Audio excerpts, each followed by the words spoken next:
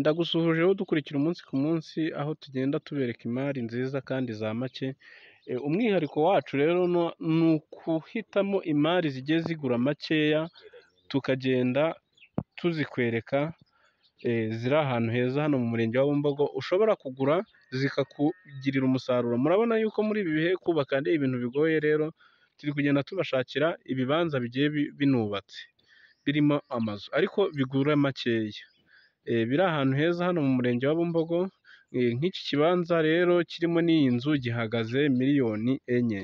Murumva ko miliyoni enye hano mu murenge wa Bumbogo mu kagari ka Nyagasozi ni amafaranga make cyane. Murabona yuko ifite pariseri, hafite pariseri ngari igera munsi, ushobora kuza ukaba wakoreramo ibikorwa byawe byose bikagenda neza. Aha rero turi urabona yuko ari n'ahantu ku muhanda, ni ahantu ku muhanda heza. Ikinyabiziga cyose waba ufite kiraza kigaparika iwawe hano. Rero aha hantu ntihagucike, murabona yuko ni ahantu heza harambitse, mbese ahantu wakwifuza gutura ukaba wahataha mu mahoro.